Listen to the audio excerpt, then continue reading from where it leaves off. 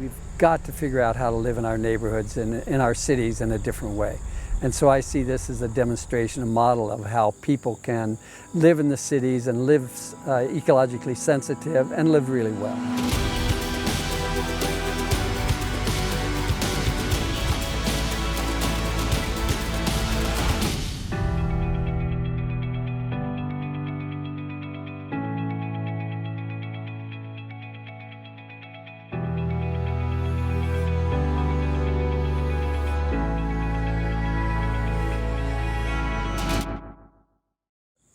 My name is Jim Shank.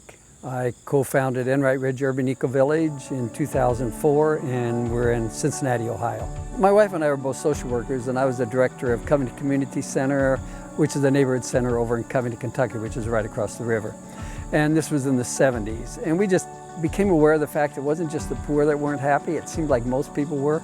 And we started asking why. And our conclusion is there's just a real dichotomy between the values of culture, which says you've got a lot of money and stuff, you'll be happy, and if you're not happy, you just don't have enough money and stuff. And what's really important is really our relationship with each other, and eventually we realize it's our relationship to the total Earth, this amazing planet we live on. About 60 years ago, the Cincinnati Public Schools took eminent domain and tore down, I think it was about 17 acres. They tore down the houses. And they were going to build a school, but it never got developed. And eventually Jim and Eileen and some of the other neighbors asked the school board if they could use it for environmental education. From that, Imago was born, and that's about 36 years ago. And now it's grown to include, I think it's about 40 acres. And from Imago, being that hub, it's kind of the center, the common area, the common green area of the eco-village. I think it just attracted like-minded people.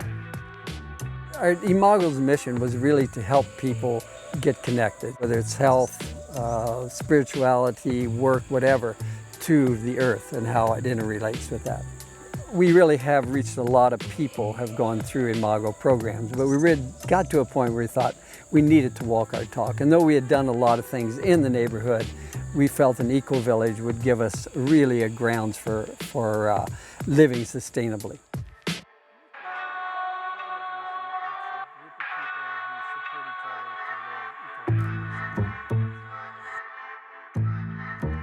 Growing up in the suburbs in that culture, I definitely kind of rejected it.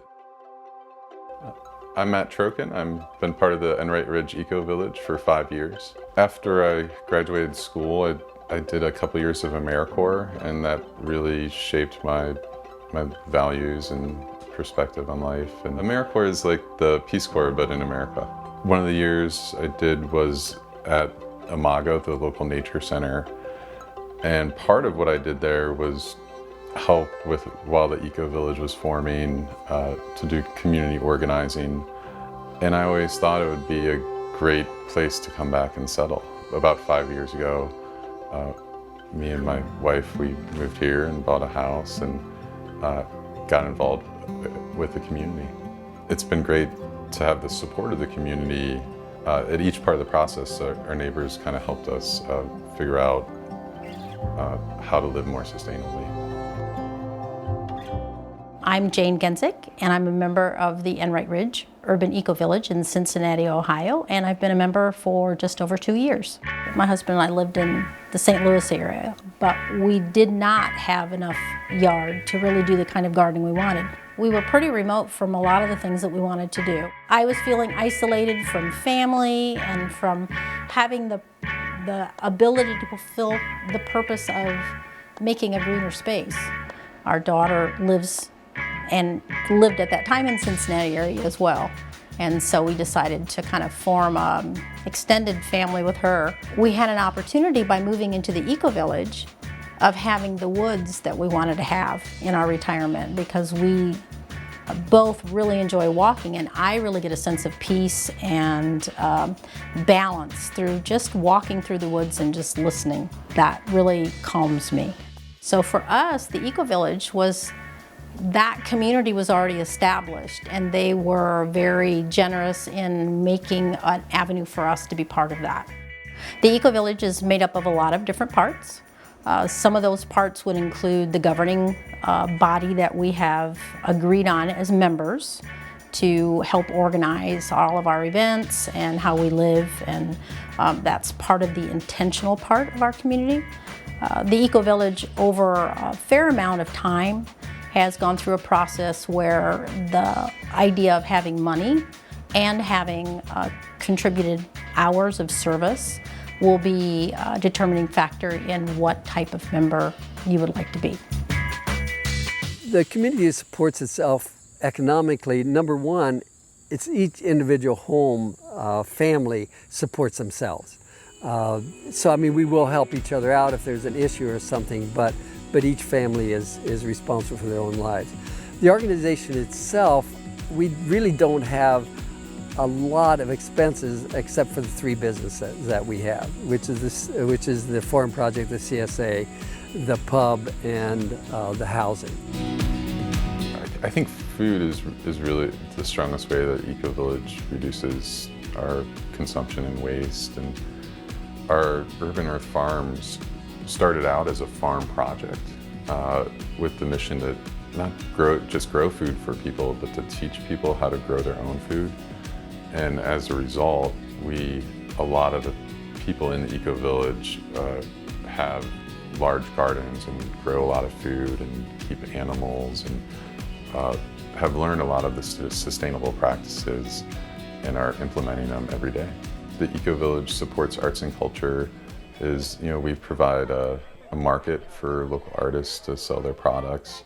And we also have a big annual event with Imago called Music in the Woods.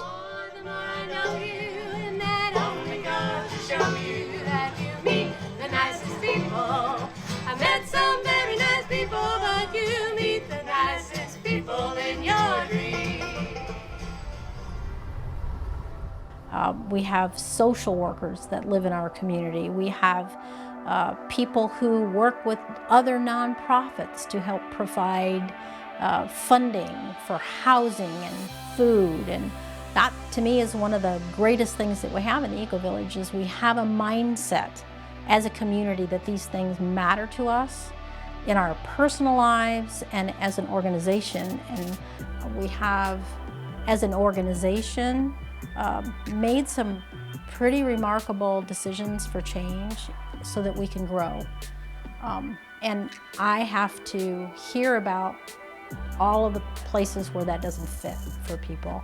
And that's appropriate as being part of the executive committee and part of the board, but it's not always very easy. I don't like conflict. I don't know very many people who really do, but that's part of life, and that's what I'm learning to deal with. I'm learning every day about the issues in our neighborhood, my neighborhood, that have to do with racial inequality and economic inequality. If I were pulled over in my car because my taillight was out, or if I were speeding or whatever, it would never occur to me to fear for my life. If I were a black man in my late teens or early 20s, that would be the first thing that I would be thinking. Am I going to get home tonight? Am I going to see my family again? That's not okay. Yeah, our culture, our politics, it's out of control. I thought in 2008 we would have a national climate agenda and a plan to address our unsustainable consumption of fossil fuels. But now it's 10 years later and that still hasn't happened. Rather than just throwing my hands up in frustration, I joined an Ecovillage and are working on the local level to accomplish what you don't see happening on the state and the federal level. The Fellowship for Intentional Community, for us, has been supportive that we are on their website. The magazine we probably had a half a dozen articles in Communities Magazine about our Ecovillage. In terms of other eco-villages, we've learned from them. You know, where LA Eco-Village is very similar to ours. You know, Genesee and Michigan is very similar. So with those, we've had more of a relationship. What we really wanted to do was to help people realize, you know, the connection we have with this planet. And our belief is that this is what really makes us happy, is our relationship. Once we get the basic necessities of life, which doesn't take much, it is really our relationship to each other and to this planet that makes us happy.